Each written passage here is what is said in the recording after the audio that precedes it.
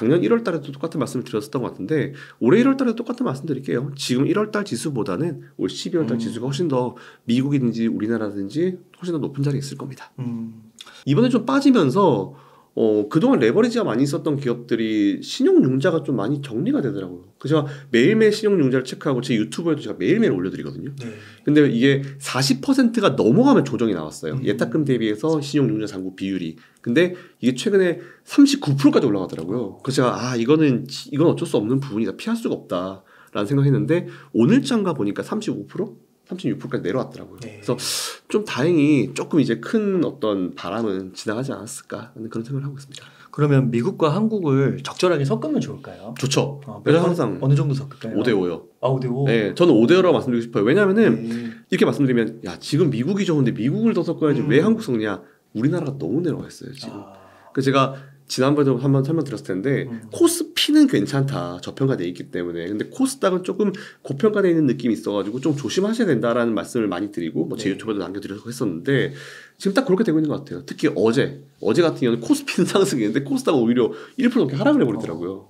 그런 게 지금 좀 뭔가 우리나라 내에서도 좀 뭔가 차별화 장세가 좀 이루어지고 있는 것 같다는 느낌이 좀 강하고 그래서 저는 오히려 대형 이제 코스피 쪽 위주로 코스피나 아니면은 중소형주 괜찮아요. 중소형주 위주로 좀 뭔가 매수를 해 두시면은 우리나라도 경쟁력이 충분히 있을 것 같아요. 너무 저평가된 기업들이 많기 때문에. 게다가 미국을 또 놓칠 수 없죠. 제가 지난번 몇 달 전부터 계속 말씀드렸던 게 M7 중에 뭐 아무거나 사셔도 다 수익입니다. 네, 빅테크. 네, 라는 말씀드렸는데 최근에 좀 테슬라가 좀 빠지긴 빠졌죠. 오늘은 반등했지만 그렇다 하더라도 여전히 M7 매수는 유효하다. 라는 말씀드리겠습니다. 그러면 국내 증시부터 한번 여쭤보면 중소형주라고 하시면 뭐 섹터는 어느 중소형주예요? 중소형주 저는 이 또 다양한 얘기들이 나올 수 있는데 저는 오히려 조정받은 애들 되게 좋아해요. 2차전지 안 갈 수가 없죠.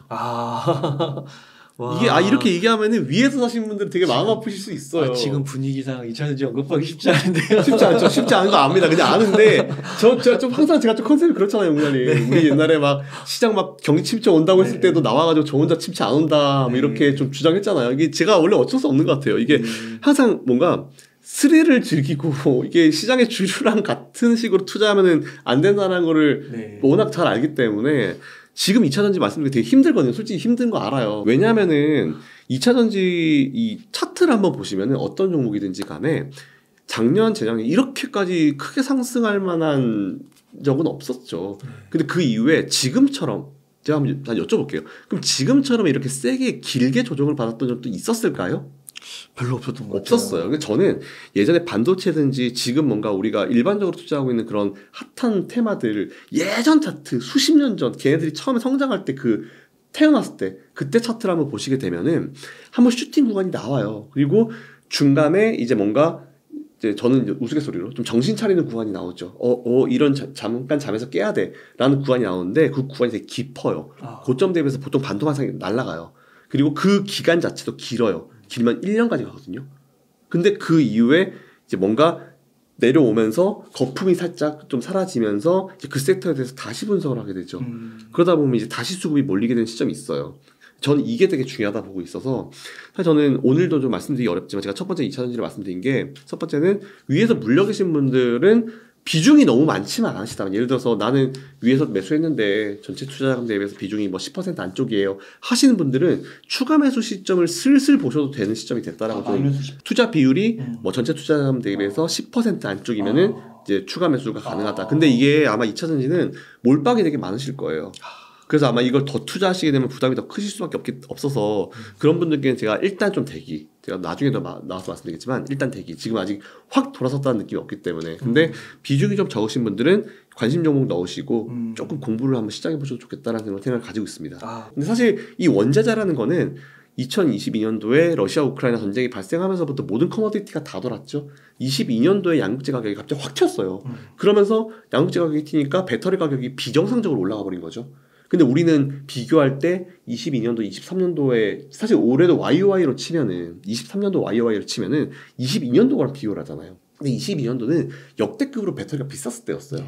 차트 보시면 바로 나오실 거예요. 근데 그 이후에 23년도부터 안정을 찾고 있는데 양극재 가격이 예전보다 많이 물론 이제 1, 2년 전보다 떨어진 건 맞긴 맞는데 그 비정상적인 2, 3년만 빼놓고 그 전에 19년도, 20년도를 보면은 양육재 가격이 그때랑 지금이랑 비슷해요. 그때도 이제 하향 안정화되고 있었던 시점이거든요. 네. 그래서 저는 오히려 이런 시점이 이제 균형 가격을 찾아가는 시점이다라고 생각하고 있습니다. 그러면은 김선영 대표님이 보실 때 2차 전지가 뭐 시점으로 보나 네. 아니면은 뭐 반전 요소 네. 뭐 이런 게 좀 충족이 되면은 네. 돌아설 수 있다. 네. 뭐 그런 시기를 좀 가늠해 볼 수 있을까요? 일단은 지금 겨울은 지나야죠. 네, 일단 겨울은 좀 지나야 된다 보고 있고 지금 오히려 테슬라 같은 경우도 지금 이제 굉장히 많이 싸우고 있잖아요. 중국의 어떤 자동차 싸우고 있고 최근에 그리고 여러분들이 또 되게 많이 흔들리실 만한 기사들이 되게 많이 나와요. 뭐 최근에 포르쉐가 뭐 중국의 배터리를 뭐 채택했다 이런 얘기 나오잖아요. 근데 저는 이 얘기는 좀 드려야 될 것 같아요. 오히려 저는 최근에 이제 독일의 전기차를 보면서 딱 생각이 하나 들더라고요. 아, 니들 기술력 없구나. 니들 가진 기술력 없구나. 전기차 분야에서. 예, 없구나. 안 되는구나, 니들. 이런 생각이 딱 드는 거예요. 왜냐하면은 전기차 폭스바겐도 이제 진출하고 해야 되는데 당장 가진 기술과 당장 가진 공장이 없으니까 중국의 차를 인수를 해버립니다. 그래서 차는 중국 차로 나가는데 이름만 폭스바겐을 달고 나가는 거죠. 그리고 지금도 보면은 오히려 빨리 서둘러가지고 중국의 어떤 LFP 같은 걸 도입을 하는 이유가 어쨌든 시장 경쟁을 하기 위한 거죠. 시장 점유율을 뺏기면 안 되니까. 점유율을 뺏기면 안 되기 때문에 지금 테슬라도 어쩔 수 없이 LFP를 넣는 거고 뭐 포르쉐든지 뭐 벤츠도 넣는다고 하는데 벤츠, 포르쉐가 보면은 하나의 옵션으로 모든 차를 다 채용하는 게 아니고 특히 벤츠 같은 경우는 옵션으로 넣는다고 했어요. 그러니까 그만큼 저렴이 버전도 하겠다라는 그런 의미거든요. LFP 넣고 LFP 배터리가 들어갔는데 겨울에 문제가 생길 수 있는 거는 당신들이 알고 사야 된다. 대신에 좀 싸긴 싸다 이런 식으로 옵션으로 하나씩 넣고 있더라고요. 그러니까 이것도 시장 점유율을 잡기 위한 어떤 액션 중에 하나라 보고 있어서 지금은 막 치고받고 싸우는 어떤 전쟁 중입니다. 그래서 저는 오히려 최근에 애플카가 네. 딜레이 시켰잖아요. 2년 정도. 저는 그거 되게 잘했다 봐요. 애플카도 어차피 전기차거든요. 근데 전기차가 지금 많이 나오면은 어쩔 수 없이 이 시장 경쟁의 싸움에 들어가야 되는데 그럼 LFP 같은 거 넣어야 되잖아요. 그럼 당연히 이제 LFP도 많이 발전했다고 하지만 산업계보다는 안 되죠, 솔직히.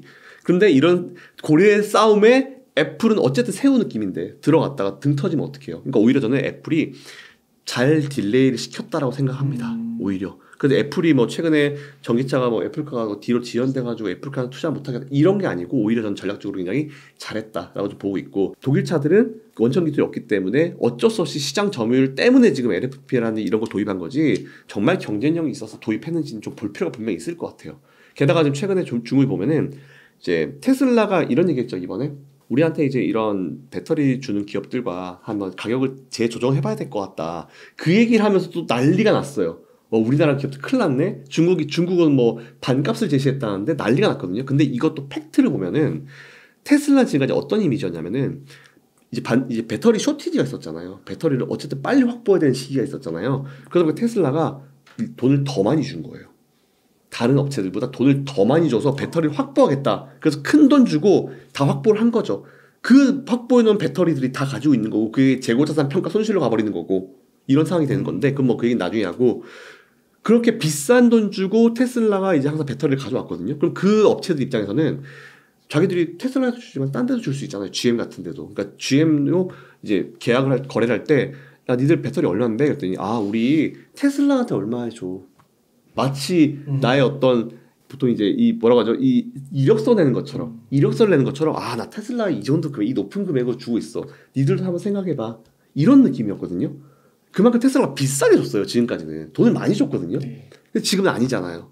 당연히 아니 배터리가 모자랄 때는 더 높은 돈 주고 들고 오면은 배터리 가격이 떨어지면 당연히 테슬라도 낮추는 게 정상이고 배터리 업체들도 낮춰주는 게 정상이죠. 그게 인지상정이죠. 그래서 이게 전 정상적인 거로 돌아가는 과정이라 보는데 이거를 마치 정말 난리가 난 것처럼 자꾸 언론이나 이런 데서 나오는데 저는 그건 아니라 봐요. 아, 그러니까 그 가격이 내려가고 네. 수익성이 좀 안 좋아지는 거는 네. 그 정상화 과정의 일부다. 정상화 과정이에요. 아, 네. 그렇게 해서 또 시장이 정리되면 또 어느 정도 적정 가격을 찾게 되는 거고. 그럼요. 아, 그렇게 보는 게 좋겠다. 네. 그리고 이제 각국들이 또 지금 보조금들이 많이 줄이고 있는 이유가 이런 내용들을 다 알고 있는 거죠. 그러니까 25년쯤 되면은 굳이 보조금을 주지 않다 하더라도 내연기관과 전기차에 들어가는 비용 자체가 똑같아지는 시점이 오는데 그때부터는 경쟁이 뭐가 들어가겠어요? 네. 운영비. 우리가 차를 할 때 이제 얼마가 이제 쓰는 기름값이라든지 이런 게 들어가는 건데 전기차 안 들어가잖아요. 그러니까 전 그때쯤 되면 전기차 수요 다시 한번 튈 거라 봐요. 그러면은 말씀처럼 그런 것 때문에 이제 지금 가격이 크게 급락을 했다면 진짜 기회일 수 있겠네요. 저는 그거 봐요. 이게 예전에 한참 뭐 커머디티 비싸고 뭐 양극재 비싸고 뭐 한참 테슬라도 배터리 비싸게 사올 때 막 원자재 비싸게 사올 때 그때를 보시면 안 돼요. 그때는 한참 핫했던 시기고 한참 난리였던 시기이기 때문에 이제 이 산업이 한번 확 이슈가 되고 무르익어가는 과정이 시작이 되는 겁니다. 그래서 오히려 가격은 떨어지지만 수요가 튀게 되면 오히려 더 많은 수요가 증가함으로써 전체적인 매출 파이는 증가할 거라 봐요. 그러면 지금 진짜 뉴스 안 좋은 건 지금 다 나온 것 같아요. 다 나오죠. 그래서 이렇게 주가가 지금 하락한 거잖아요. 그럼요. 그러면 한 25년 정도를 예상하면 될까요? 그런 시점을. 25년이 딱 도는 시점이고 제가 봤을 때는 보통 선반영 된다 치면은 24년도면은 아마 가시적으로 보일 것 같아요. 그렇군요. 그 포스코홀딩스는 한 4분기 그 정도부터는 그 저기 뭐죠? 리튬 매출도 발생할 가능성이 있다고 있죠. 하더라고요. 맞아요. 게다가 포스코홀딩스는 딴 얘기가 있죠. 이제 회장님이 안 계시잖아요 지금. 경영자가 없어요. 근데 보니까 설 연휴쯤 돼가지고 추린다고 하더라고요. 그 LG의 엔솔 그 권영수 회장님이신가요? 그분이 가실 수도 있다고 그러는데 맞나요? 말은 많은데 모르겠어요. 누가 가실지 모르겠지만 와우. 그래서 되게 지금 리스트 업돼 있는 분 보면 몇 분이 와우 하는 분이 좀 있긴 있어요. 근데 확실히 좋은 쪽으로 좀 가고 있는 분위기인 것 같아서 포스코홀딩스야 뭐 예전부터도 제가. 근데 포스코홀딩스 저 옛날에 한 2년 전에 여름에 계실 때 욕먹었어요. 그때 엄청 너나 사라. 근데 지금 조정 받아도 이만 거죠. 그때 이제 황제주 100만 원 말씀하셨잖아요. 지금 변함 없으시죠? 당연하죠. 지금도 가능해요. 밀렸다고 뭐 그 의견을 바꿀 생각은 없습니다. 포스코홀딩스. 그리고 이제 그러면은 뭐 엔캠이나 에코프로 머티 이런 쪽은 좀 어떠세요? 뭐 전에 뭐 다른 부분들 동박 뭐 이런 부분 동박 쪽 괜찮죠. 괜찮아요. 그러니까 이게 지금 동박 뭐 전해지 뭐 다 괜찮은 것 같아요. 오히려 너무 많이 얻어맞은 상황이어가지고 엔캠 같은 경우는 근데 좀 많이 올랐잖아요. 네, 많이 올랐어요. 기다려야죠.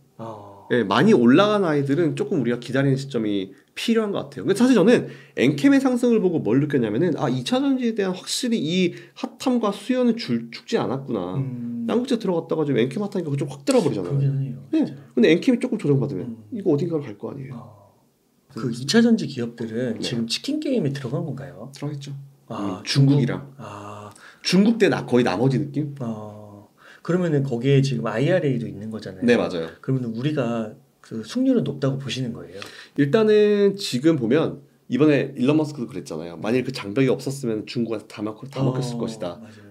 그걸 미정부가 누구보다 잘 알고 있을 거예요. 그러니까 지금 오히려 우리는 미국 쪽과의 관계가 지금 되게 괜찮죠. LG에서도 그렇고 우리나라 기업들이 미국 쪽과 되게 많이 하고 있잖아요. 괜찮은 것 같아요. 일단 중국은 그리고 보면은 뭐 전 세계 점유율 몇 위 막 이러잖아요. 근데 자기 나라에서 많이 판 거죠.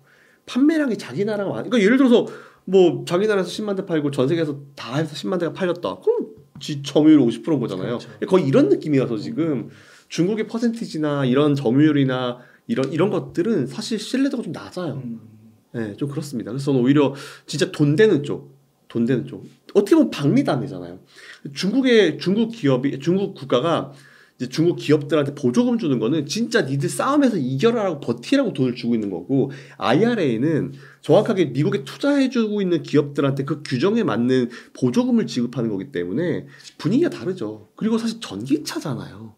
전기차가 왜 나왔어요? 친환경이잖아요. 그렇죠. 근데 친환경이 안 되는 나라잖아요, 중국은. 근데 미국은 어쨌든 친환경을 위해서 하고 있는 거잖아요. 그래서 저는 오히려 중국이 그게 진짜 자충수가 될 수도 있겠다는 생각 되게 많이 해요, 저는.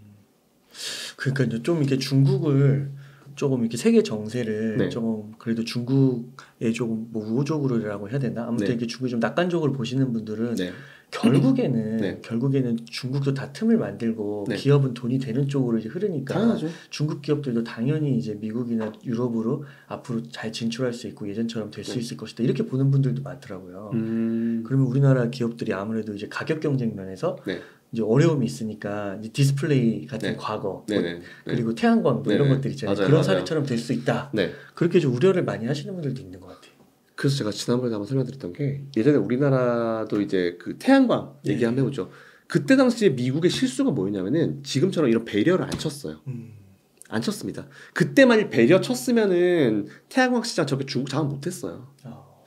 절대 못했어요. 그러니까 그때도 이제 우리나라 보면은 다양한 기업이 있었죠. 남자들의 주식도 있었고 이제 다양한 기업도 있었는데 저는 결정적인 차이는 그거라고 봐요. 미국은 이 장벽을 그대로 유지를 할 것이고 그리고 다음 대선에서 만약 바이든이 된다 하더라도 유지가 할 것이고 트럼프가 되면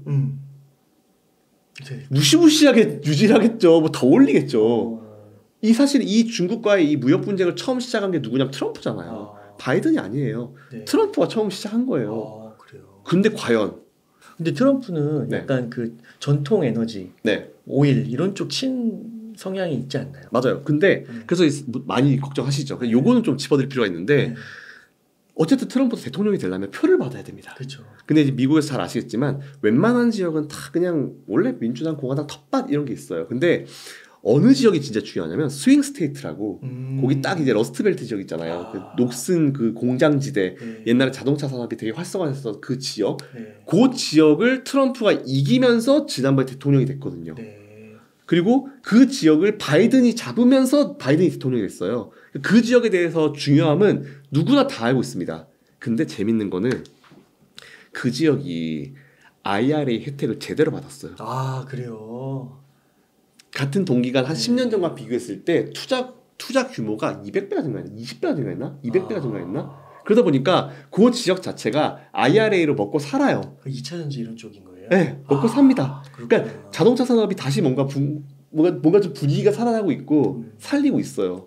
그러다 보니까 만일 바이든은 점수를 더 딸 수 있는 거죠. 아, 내가 이 지역 살렸다. 맞죠. 사실은 바이든이 IRA에서 살린 거 맞아요. 그 활성화되어 있는 거 예전보다 많이 활성화가 됐습니다. 근데 트럼프가 만일 그 지역을 건드린다. 표 떨어지는 소리가 들리죠. 안 돼요. 트럼프 재선 안 돼요. 그 지역 버리면요 트럼프 재선 대통령 못 됩니다 절대로. 그래서 저는 오히려 트럼프가 됐을 때 뭐 그걸 할 수 있다? 아니요. 저는 못할 거라 봐요. 절대 못할 거라 봅니다. 그러니까 이게 정치학 하시는 쪽 분들은 중국 경제 이렇게 연구하시는 분들은 시진핑이나 푸틴이 그 원하는 거는 미국 대통령 트럼프를 더 원한다. 왜냐면 약간 아메리칸 퍼스트로 해서 그 미국에 약간 국한이 되잖아요. 그러니까 대외 정세에 신경을 많이 안 쓰니까 이제 그 중국이나 이제 러시아가 영향력을 뺏기기 좋다. 전쟁도 뭐 심각하게는 터뜨리기도 쉬운 거고요. 뭐 그런 식으로 얘기를 하셔가지고. 근데 또 2차 전지 분야는 또 그렇지 않을 수도 있겠군요. 그런 맥락을 보면은. 당연하죠. 그렇게 정치적으로 꼬여 있는데 그걸 갖다 포기를 할 수 있을까요? 제가 봤을 땐 그럴 수 없을 거라 봐요. 그리고 트럼프가 1기 때 많이 된다 하면은 트럼프 아닌 바이든 참 그렇다. 어쨌든 트럼프가 된다 하더라도 2기로 말 된다 한다 하더라도 1기 때만은 아마 컬러가 좀 많이 다를 가능성이 크다고 봐요 저는. 오히려. 아 그렇군요. 기술력 측면에서는 경쟁력이 있다고 보세요? 가격 이런 거 다 떠나서. 그럼요. 그럼요. 이게 그리고 지금 보면 중국도 밀어붙이는 게 LFP잖아요. 이게 전기차를 가격을 떨구려면은 사실 배터리가 거의 절반에 가깝기 때문에 배터리 가격을 떨궈야지 전기차를 떨굴 수 있어요. 게다가 중국은 거기다 보조금까지 줘버리잖아요. 그러니까 배터리도 싼 LFP 쓰고 거기다 보조금까지 주다 보니까 전기차가 싸니까 많이 사는 거죠. 뭐 뒤에 인프라가 있든 없든 뭐 그런 상관없이 그런 상황인데 지금 보면은 유럽이든지 미국이든지 중국의 이 반독점 아니면 이제 이 중국의 과한 보조금 이런 것에 대해서 조사를 하거든요. 그러니까 이런 상황이 돼 있기 때문에 중국이 뭔가 쉽게 이제 접근은 되게 하기 어려울 거다라고 좀 보고 있는 그런 상황이고 뭐 다양한 이슈들이 지금 많이 몰려 있긴 하지만 저는 쉽지 않을 거라 봐요. 2차 전지 반등 시점이 빠르면은 6월. 네, 저는 올해 지금 최근에 좀 돌긴 돌거든요. 그래서 저는 요즘에 뭐 보고 있냐면은 2차 전지 떨어질 때 우리가 이제 공매도가 중지가 돼 있잖아요. 근데 공매도가 중지가 된 기간 동안에 물론 뭐 이제 시장 조성자들 할 수 있겠지만 공매도가 중지가 됐는데 공매도량이 주가 떨어지면 공매도량이 안 줄어드는 거예요. 작년에도 12월 달에 우리나라 지수 올라갈 때 공매도량이 안 줄어드는 거예요. 청산을 안 하는 거예요. 버티더라고요. 그래서 제가 그때 그래서 누구지 도대체 싶어가지고 좀 분석을 좀 해보니까 딱 기관인 거예요. 기관이 버티더라고요. 그래서 제가 뭐지 얘네들? 왜 버티지 이거를? 지수가 이렇게 올라가는데 버틴다고? 아니나 다를까 연말에 이상한 짓 하더니 지수 확 밀려버리더니 많이 떨어지잖아요. 그래서 제가 1월 말 기준으로 공매도 전체적인 시장의 공매도 청산을 한번 보려고요. 얼마나 청산이 됐는지 중지가 돼 있기 때문에 청산되면 다시 들어오지 못하거든요. 그 조성자 아니고는. 아 조성자도 사실 멈췄어야 되는데 사실. 근데 조성자들을 욕하겠지. 뭐 그러든지 말든지 무슨 상관입니까? 그래서 오히려 저는 그래서 일단 1월 말 기준으로 그 결과가 나면 아마 또 웅장착발에서 저희가 또 얘기하겠죠. 네. 그래서 그런 것과의 관계도 좀 분명히 있을 거라 보고 있어가지고 저는 오히려 한 여름 정도면은 좀 분위기가 좀 많이 바뀌어 있지 않을까 정도로 생각하고 있습니다. 네, 그 전반적으로 좀 보셨을 때요. 네. 중국 경제는 좀 어떻게 보세요? 중국이요? 네. 살아날 거라고는 봐요. 살아날 거라고 봅니다. 중국은 항상 과거의 사례를 봤을 때 뭐 안 될 것 같은데도 돈을 엄청 부으면 그 돈 부은 거 이상 효과가 냈었던 국가가 사실 중국이긴 하거든요. 근데 제일 큰 거는 지금 중국이 미국과의 어떤 이슈 때문에 네. 뭔가 쉽게 살아나지 못하고 있는 부분이고 정말 많은 나라들이 중국을 제재를 하고 있잖아요. 근데 이게 올 연말에 미국 대선이 있는데 제가 바이든이면 그때까지 제재 안 풀 것 같은데 안 풀 것 같은데 굳이 뭐 그때까지 긴장감을 풀 필요는 없다라고. 미국 경제는 너무 좋잖아요. 너무 좋죠. 타고 없는 거죠. 그러니까 이게 진짜 안 올 것 같아요. 안 온다니까요. 경기 진짜야. 근데 만일 온다 하더라도 우리가 금리 인하 시점을 잘 봐야 돼요. 네.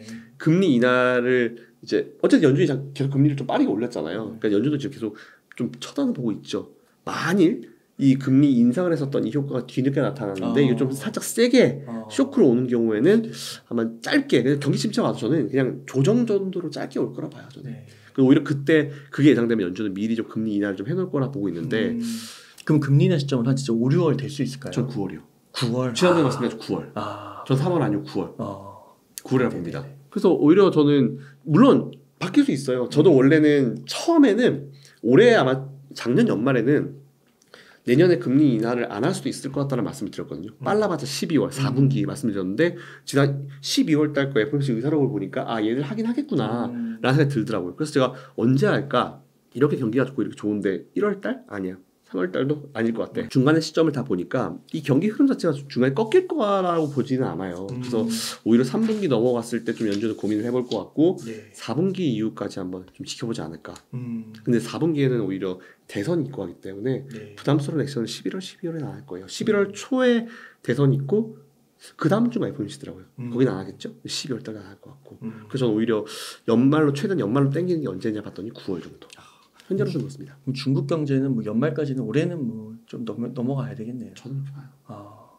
그러니까 그 좀 지정학하시는 분들은 얘기하시는 거 보니까 중국이 그러니까 그 사상부터 사회주의 사상 그리고 약간 시진핑 그 리더십의 실책 그리고 그들이 지금도 무슨 광명론인가요? 뭐 지금 문제 없다 막 그런 걸 이제 문제를 덮는 거죠. 되게 근본적인 해결이 아니고 그래서 뭐 올해도 아니고 뭐 앞으로 진짜 길게는 5년 10년도 보시더라고요. 계속 힘들 거라고. 힘들 상황이?